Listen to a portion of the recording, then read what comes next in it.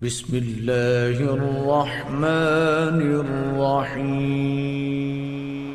تمہاری جانچ پڑتال کے لیے کون نیک بنتا ہے، اچھائیاں کون کرتا ہے۔ رسول اکرم صلی اللہ علیہ وسلم کا ارشاد گرامی ہے،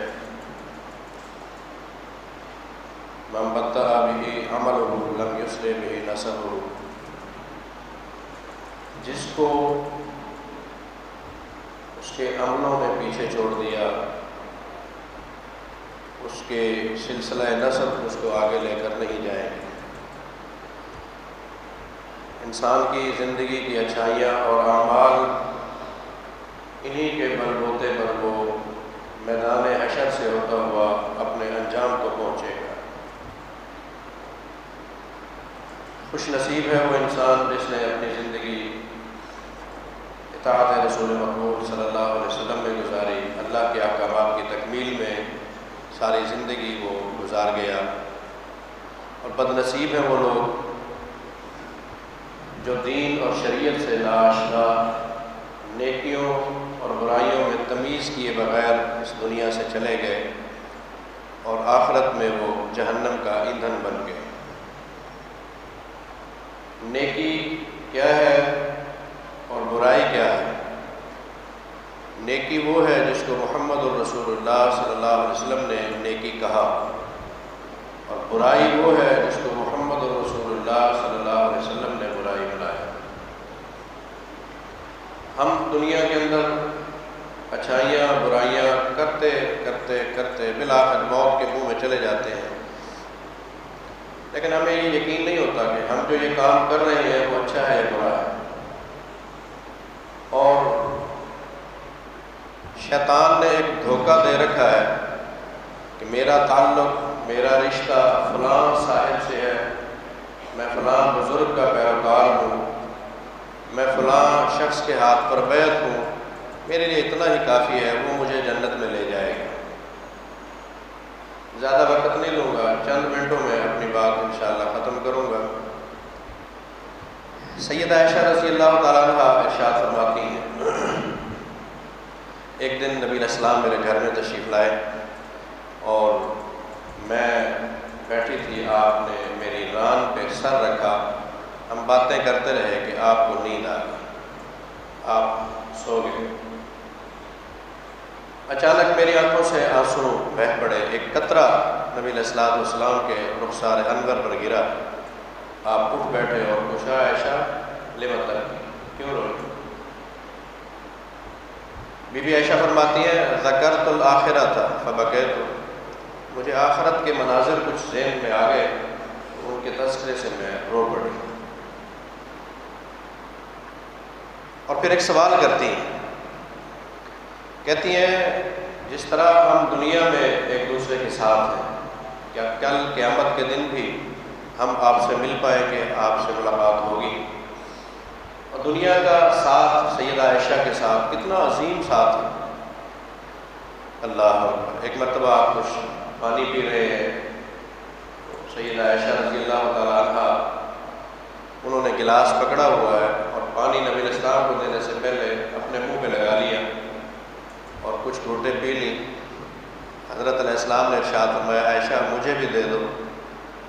آپ نے وہی گلاس نبی علیہ السلام کو پکڑا دیا اور پھر پوچھا کہ آپ نے کہاں سے منہ لگا کے پانی پیا تھا؟ حضرت عائشہ نے ہاتھ رکھ دیا کہ گلاس کے اس حصے پر یا اس برتن کے اس حصے پر میرا منہ لگا تھا، آپ نے اسی کو اپنے منہ سے لگایا اور پانی پینا شروع کر دیا۔ اتنا محبت۔ آخری وقت ہے، دنیا سے جا رہے ہیں، آپ نے دیکھا ایک نوجوان وہ مسواک کر رہا ہے، تو سیدہ عائشہ رضی اللہ تعالیٰ عنہ نے آپ کی للچائی ہوئی نظروں کو دیکھا اور بھانپ لیا کہ آپ بھی مسواک کرنا پسند کرتے ہیں۔ آپ نے پوچھا، میں آپ کو مسواک دوں؟ تو فرمانے لگے، ہاں۔ آپ نے آنکھوں سے سر سے اشارہ کیا، بولنے کی سکت نہیں تھی۔ تو سیدہ عائشہ کہتی ہے کہ میں نے مسواک اٹھائی اور اس کو اپنے دانتوں تلے چبا کے نرم کیا اور پھر نبی علیہ السلام کے رخ انور پہ دانتوں پہ میں نے پھیرنا شروع کر دیا، اور بڑے فخر سے بعد میں کہا کرتی تھی، آخری وقت میں خوش نصیب آپ کی بیوی ہوں، میرا تھوک اور اللہ کے رسول کا تھوک آپ نے اکٹھا کر دیا۔ اتنا محبت ہے، اتنا ساتھ ہے، لیکن نبی علیہ السلام ارشاد فرماتے ہیں 3 مقامات ہیں عائشہ، وہاں کوئی کسی کو یاد نہیں کرے گا حتیٰ کہ میں محمد صلی اللہ علیہ وسلم تمہیں بھول جاؤں، مجھے تم بھی یاد نہیں۔ آپ پھر فرماتے ہیں عند الصراط، جب جہنم کے اوپر اللہ نے ایک پل لگا دینا ہے اور اس کے بارے میں ارشاد فرمایا وہ بال سے زیادہ باریک ہے اور تلوار کی دھار سے زیادہ تیز ہے۔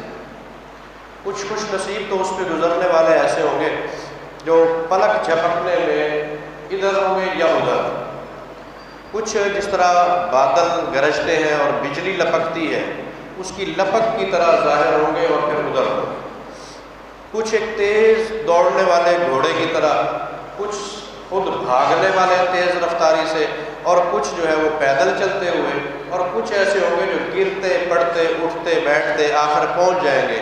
لیکن کچھ بد نصیب ایسے بھی ہوں گے کہ وہ عین جہنم کے درمیان میں جب پہنچیں گے جہنم کے اندر سے کنڈیاں نکلیں گی اور ان کو کھینچتی ہوئی اپنے اندر لے لیں گے۔ اعاذنا اللہ من اللہ، ہم کو اس کیفیت سے محفوظ فرما۔ آپ فرماتے ہیں عائشہ اس موقع پر میں تمہیں بھول جاؤں گا۔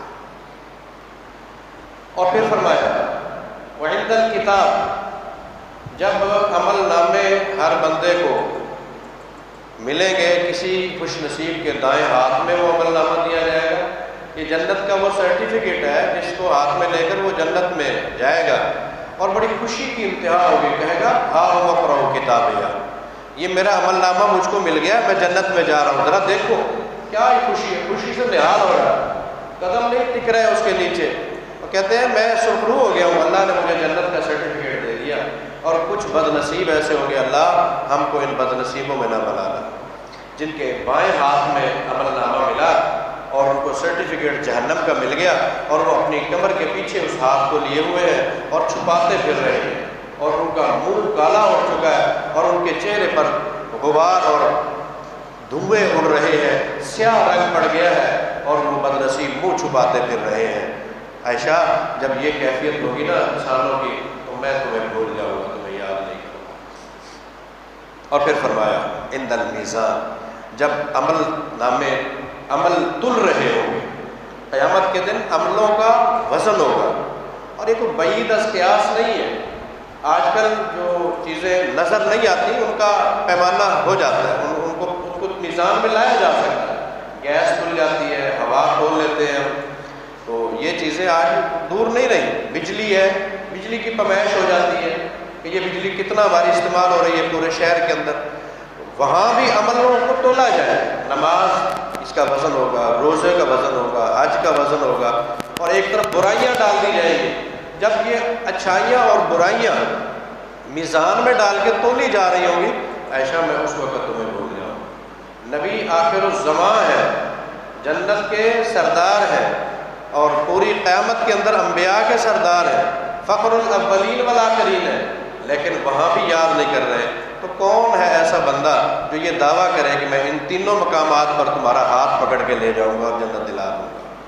لہذا ہر بندے کو اپنے گریبان میں جا کر سوچنا چاہیے میں کیا کر رہا ہوں، میری زندگی کیسے گزر رہی ہے، کیا میں اچھا ہوں یا برا ہوں۔ ایک عقل مند انسان وہ ہے جو اپنے عملوں پہ نظر رکھتا ہے، صبح سے شام تک میں نے کیا کیا ہے، اور اگر غلطیاں ہو گئی اللہ کے حضور کھڑا ہو کے معافی مانگ لیتا ہے۔ اور نبی علیہ السلام نے ایک موقع پہ ارشاد فرمایا، ایک صحابی کو باہر بھیج رہے ہیں، اسے ان کو نصیحت فرماتے ہوئے کہا تھا اتق اللہ ایس ما کنت، پیارے جا رہے ہو لیکن ایک بات میری ایک نصیحت پہ کان دھرنا، جہاں تو ہو زندگی کے جس موڑ پہ ہے، زندگی کا کوئی بھی دورہ ہے تو اللہ نہیں بھولنا چاہیے، اللہ سے ڈر کے رہنا۔